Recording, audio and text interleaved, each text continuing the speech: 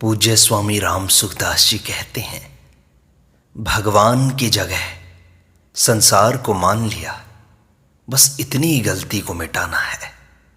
यह असली बात है। संसार नहीं है, केवल परमात्मा है जो प्रत्येक क्षण में बदलता है। वह सच्चा कहाँ है? वृत्ति लगाने या हटाने से तत्व कैसे मिलेगा? तत्व तो वृत्तियों से अतीत है। कोई भी वृत्ति कभी स्थिर नहीं रहती। सबके अभाव का अनुभव होता है, पर अपने अभाव का अनुभव कभी किसी को नहीं होता।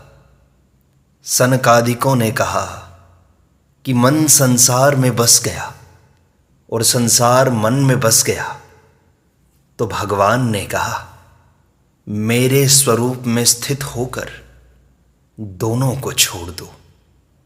मन को अपना मानना ही दोष है। मन सबका एक है, फिर कुत्ते के मन की चिंता क्यों नहीं होती? अतः स्व में स्थित होकर चुप हो जाओ। श्रीमद् भगवद गीता में कहा, आत्मसंस्थम मनः कृत्वा न किंचिदपि चिंतयेत्। नित्य प्राप्त की प्राप्ति और नित्य निवृत्ति की निवृत्ति करना है बस। परमात्म प्राप्ति तो सहज है, स्वाभाविक है। संसार निरंतर बदलता है, पर उसमें रहने वाला परमात्मा नहीं बदलता। तत्व कृति साध्य नहीं है। मान्यता तो संसार की है, तत्व की मान्यता नहीं है। तत्व अपने आप सिद्ध है, सहज है। इतनी बात पहले स्वीकार कर लो, फिर उसकी प्राप्ति सुगम हो जाएगी। बंधन क्रिया से नहीं होता, अपितु कामना से होता है। अतः भगवान कहते हैं, योगस्थः कुरु कर्माणि। योग नाम समता का है। समता के बिना योग नहीं होता, केवल कर्म होते हैं। कोई भी साधन करो, अंत में योग आना चाहिए। जैसे कोई सवाल करो तो अंत में टोटल सही आना चाहिए, नहीं तो सब गलत। अंतःकरण में समता आ गई तो आपकी स्थिति ब्रह्म में हो गई। भगवद गीता में कहा, निर्दोषम ही समम ब्रह्मा तस्माद् ब्रह्मणि ते स्थिता। परमात्मा है, परंतु देखने में नहीं आते हैं, क्योंकि जिससे देखते हैं वह संसार का है, तो उससे संसार ही दिखेगा, परमात्मा नहीं। अपना आचरण, अपना भाव ठीक रखो। लोग चाहे जो कहें, कपड़ा लोक सुहावता पहनो और रोटी शरीर सुहावती खाओ। अपने आचरण भाव की तरफ देखकर संतोष करो, लोगों की तरफ मत देखो। अपना आचरण बेठीक हो तो सुधार कर लो। मेरे दादा गुरु कहा करते थे कि स्त्रियों को सब कपड़े नए नहीं पहनने चाहिए, एक दो पुराने कपड़े भी रखने चाहिए। अपने भजन में लगे रहो। संसार में क्या हो रहा है, क्या होगा, इसकी चिंता मत करो। भजन में लग जाओ, निर्वाह की चिंता मत करो। आज भजन में लग जाओ और कल मृत्यु हो जाए तो आपका उम्र भर भजन हो गया। पुरानी बात कही जाए तो समझे कि कुछ न कुछ घाटा पड़ गया है। जैसे वैद्य जो दवा दे वही बढ़िया है, ऐसे ही भगवान जो विधान करें वही बढ़िया है। वस्तु, व्यक्ति, काल इत्यादि उस परमात्मा के अंतर्गत है। परमात्मा इन सब से अतीत भी है और इन सब में परिपूर्ण भी है। जड़ता से ऊंचा उठाना विवेक शक्ति का खास काम है। विवेक को महत्व देना हमारा काम है। जो अपने विवेक का आदर नहीं करेगा वह गुरु, शास्त्र, वेद आदि का भी आदर नहीं करेगा। वह सीख तो लेगा पर तत्व की प्राप्ति नहीं कर सकेगा। मनुष्य जन्म का अवसर मिलना बड़ा दुर्लभ है। जो इसका दुरुपयोग करता है उसे फिर यह मौका नहीं मिलेगा। शास्त्र में आया है, ऐसा कोई अक्षर नहीं जो मंत्र न हो, ऐसी कोई वनस्पति नहीं है जो औषधि न हो, ऐसा कोई पुरुष नहीं है जो योग्य न हो, परंतु इनका संयोजक दुर्लभ है। बस परमात्मा प्राप्ति में देरी का कारण लगन की कमी है। जैसे फल तैयार होता है तो उसके पास तोता स्वयं आता है, ऐसे ही आप तैयार हो जाएंगे तो संत महात्मा स्वतः आ जाएंगे। हमने शरीर को प्रधानता देकर मैं हूं माना है, चेतन को प्रधानता देकर नहीं। हमने चेतन को प्रधानता देनी है। ज्ञान उत्पन्न नहीं होता क्योंकि ज्ञान का कभी अभाव ही नहीं होता। है का अनुभव स्वतः है, करना नहीं पड़ता। कैसी ही परिस्थिति आए, स्व में क्या फर्क पड़ता है। गंगा जी का जल कैसा ही आए, शिला में क्या फर्क पड़ता है। जब तक जड़ का असर पड़ता है तब तक हमारी स्थिति जड़ में है। जड़ को हटाने की चेष्टा करोगे तो उसकी सत्ता दृढ़ होगी, अतः उसकी उपेक्षा करो। पिता ही पुत्र रूप से पैदा होता है, इसी तरह भगवान ही संसार रूप से प्रकट हुए हैं। जैसे ब्राह्मण का लड़का ब्राह्मण ही होता है, ऐसे ही भगवान से उत्पन्न होने वाले सब भगवान के ही रूप हुए। भगवान का सबसे बढ़िया रूप कौन सा है? सबसे बढ़िया रूप है संसार। सब कुछ भगवान का स्वरूप है। इतनी बात मान लो तो आपकी यहां की यात्रा सफल हो गई। इसके लिए श्रवण मनन आदि कुछ नहीं करना है। भगवान सुलभ हैं पर महात्मा दुर्लभ हैं। सबके अंदर भगवान को देखो, फिर भगवान छिप नहीं सकते। यह बात भी भगवान की कृपा से मिलती है, क्योंकि न तो आपके मन में थी न मेरे मन में थी। भगवान के मन में देने की है। यह खास भगवान के हृदय की बात है। गीता भगवान के द्वारा खुशी में राजी होकर गाया हुआ गीत है। उपनिषद साथ में होने से भगवद गीता हो गया, अन्यथा यह भगवद गीतम है। वास्तव में संसार नहीं है, परमात्मा है। केवल इधर ख्याल करना है। संसार तो प्रतिक्षण बदल रहा है, वह है कहां? जो विद्यमान होता है वह कभी बदलता नहीं। संसार अभी तक किसी को प्राप्त नहीं हुआ, प्राप्त हो सकता ही नहीं है। हमने गलती यह की है कि जो अप्राप्त है उसको प्राप्त मान लिया, और जो प्राप्त है उसको अप्राप्त मान लिया।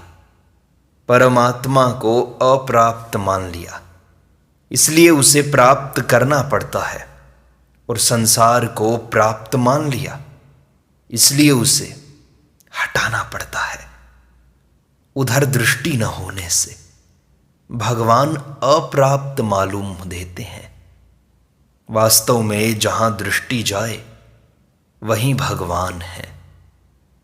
अर्जुन कहते हैं, हे सर्वस्वरूप, आपको आगे से भी नमस्कार हो, पीछे से भी नमस्कार हो, आपको सब ओर से नमस्कार हो। हे अनंत वीर्य, असीम पराक्रम वाले, आपने सबको एक देश में समेट रखा है, अतः आप ही सब कुछ हैं। जैसे कोई समुद्र में डूब जाए तो चारों तरफ जल ही जल है, आकाश में चला जाए तो चारों तरफ वायु ही वायु है। ऐसे ही चारों तरफ परमात्मा ही परमात्मा है, उनके सिवाय और कुछ है ही नहीं। वे दूर नहीं हैं, हमने ही उनको दूर मान लिया, उनको अपने पास नहीं माना। अपने इष्ट की हर चीज, नाम, रूप, लीला, सब कुछ अच्छा लगता है। यह जगह हमारा इष्ट देव ही है, इस तरह सब जगह देखें, फिर कितना आनंद है। जीते जी भी आनंद, मरने में भी आनंद। संसार में अपनापन छोड़ दो, फिर आनंद ही आनंद है। एक ध्येय बनाना है, ध्येय बनाने की अपेक्षा पहचानना बढ़िया है। ध्येय बनाए बिना कल्याण कैसे होगा? भोग भोगना ध्येय होगा तो उन्नति कैसे होगी? चाहे सुख आए या दुख, एक ध्येय पक्का रखें कि हमें कल्याण करना है। काम से अधिक समय नहीं होना चाहिए और खर्चे से अधिक धन नहीं होना चाहिए। न संग्रह होना चाहिए, न ही कर्जा होना चाहिए। जो हरदम मौजूद है उसे हम नहीं मानते, और जो हरदम बदल रहा है, जा रहा है, उसे हम मानते हैं। यह कितने कितने आश्चर्य की बात है। आकाश सब जगह है, पत्थर ठोस होता है पर उसमें भी आकाश है, तभी उसमें सर्दी गर्मी प्रवेश करती है। सर्दी में वह ठंडा हो जाता है, गर्मी में वह गर्म हो जाता है। उस आकाश से भी सूक्ष्म परमात्मा है। जैसे हम भगवान से वर मांगते हैं, ऐसे ही खंबे, दीवार, वृक्ष आदि से भी वरदान मांग सकते हैं, क्योंकि भगवान तो सब जगह है। श्रीमद् भगवद गीता में आया, सर्वतः पाणिपादम तत् सर्वतोक्षी शिरोमुखम सर्वतः श्रुतिमल्लोके सर्वम आवृत्य तिष्ठति। अर्थात वे परमात्मा सब जगह हाथों और पैरों वाले, सब जगह नेत्रों और सिरों वाले, हजारों मुखों वाले और सब जगह कानों वाले हैं। वे संसार में सबको व्याप्त करके स्थित हैं।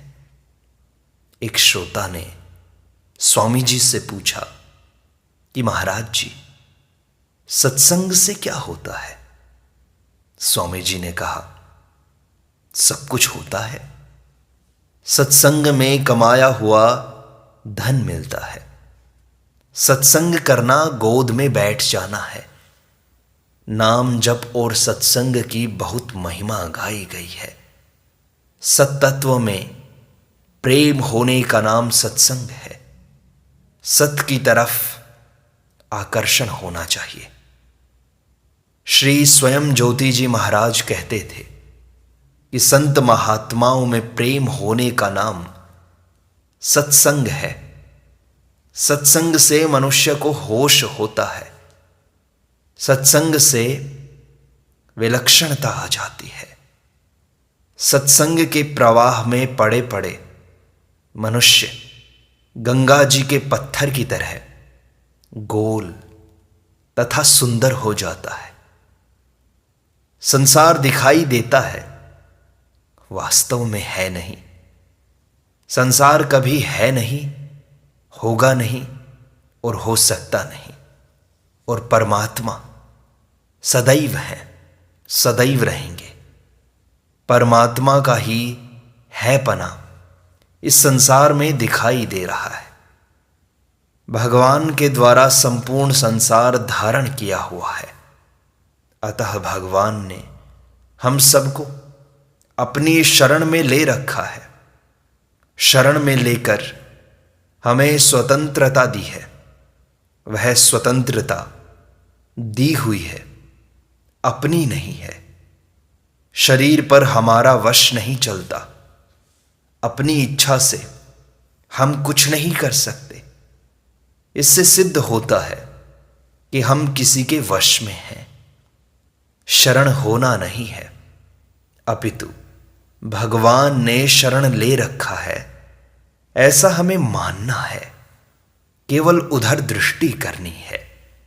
मैंपन भी भगवान को अर्पित कर दे और मेरापन भी। भगवान ने मनुष्य शरीर दिया है तो अपनी प्राप्ति की पूरी सामग्री भी दी है।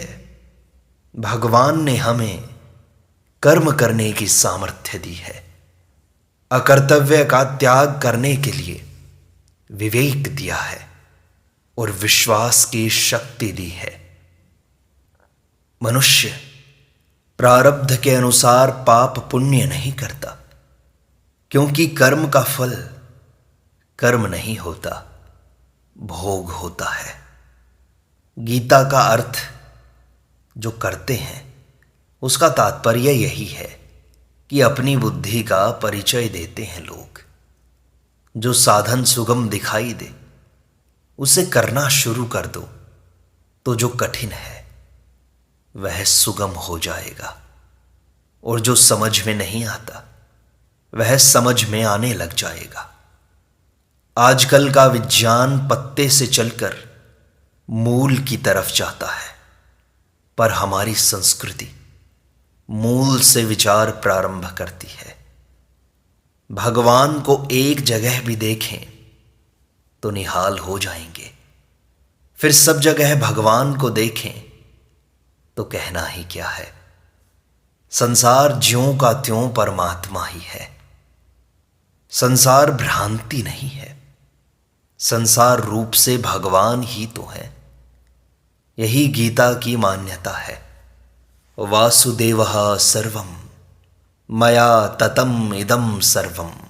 संसार सुख दुख का बीज है, जिससे दुख ही दुख पैदा होगा। बिना दुख के सुख होता नहीं, और सुख के बाद दुख होता ही है। लक्ष्मी माता है, उसको जो भोग्या मानते हैं वे पाप करते हैं। शिष्य दो तरह के होते हैं, पहला गुरु के परायण और दूसरा शिक्षा लेकर स्वयं उद्योग करने वाला। जो गुरु के परायण हैं, उनके शरणागत हैं, उसे अपने कल्याण के लिए कुछ करना नहीं पड़ता। जैसा कि अर्जुन ने कहा कि मैं आपका शिष्य हूं, आपके शरण हुए मुझे आप शिक्षा दीजिए। वासुदेवः सर्वम का साधन बड़ा सुगम है, केवल अपना भाव बदलना है। परमात्मा की जगह ही यह संसार दिखाई दे रहा है।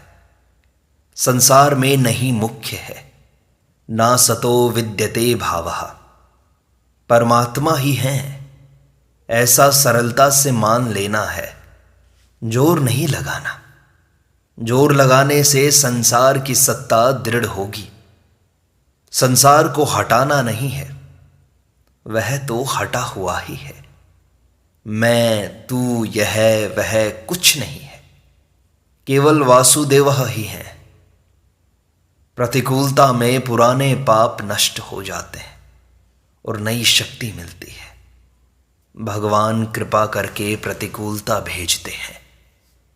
करण की सहायता भले ही हो, पर करण की अपेक्षा न हो। यह करण निरपेक्ष साधन है। स्वयं की स्वीकृति करण निरपेक्ष है। स्वयं की स्वीकृति दृढ़ ही होती है, अदृढ़ नहीं होती। स्वयं से भगवान को सब जगह स्वीकार कर लें। मेरे तो गिरधर गोपाल, दूसरों न कोई। वह स्वयं की स्वीकृति है। विवाहिता स्त्री स्वप्न में भी अपने को सुहागिन ही देखती है, क्योंकि यह स्वयं की स्वीकृति है। भक्ति इतनी विलक्षण है कि इससे मनुष्य गुणातीत भी हो जाता है। और प्रेम भी प्राप्त कर लेता है। निर्वाह योग्य भोग तो पहले से ही निश्चित है। सती मूले तद्विपाको जात्यायुर्भोगाः। अधिक भोग, मान, आदर इत्यादि चाहते हैं, यही तो गलती है हमारी। सांख्य योगी को तो कर्मयोग की जरूरत है, पर कर्मयोगी के लिए सांख्य योग की जरूरत नहीं है। कर्मयोगो विशिष्यते। गीता की भक्ति अद्वैत भक्ति है। अधिभूत आदि भी भगवान है, तो हमारे शरीर, इंद्रियां, मन, बुद्धि अलग कैसे रहें? वे भी वासुदेवः सर्वम के अंतर्गत ही हैं। वासुदेवः सर्वम में मैं, तू, यह वह नहीं होता। इसमें सब कुछ चिन्मय हो जाता है, जड़ चीज रहती ही नहीं, छिपने योग्य कोई चीज है ही नहीं। फिर भगवान कैसे छिपे, किसके पीछे छिपे? भगवान का आश्रय लेकर साधन करना चाहिए। माम आश्रित्य यतन्ति ये। यदि भगवान का आश्रय न लिया जाए तो अभिमान से पिंड नहीं छूटेगा। भगवत प्राप्ति कृपा से होती है, उद्योग से नहीं। भगवत कृपा से भक्त विघ्नों को भी तर जाता है और तत्व प्राप्ति भी कर लेता है। सत्संग का यह भाग यहीं संपूर्णता को प्राप्त होता है। शेष अगले अंक में।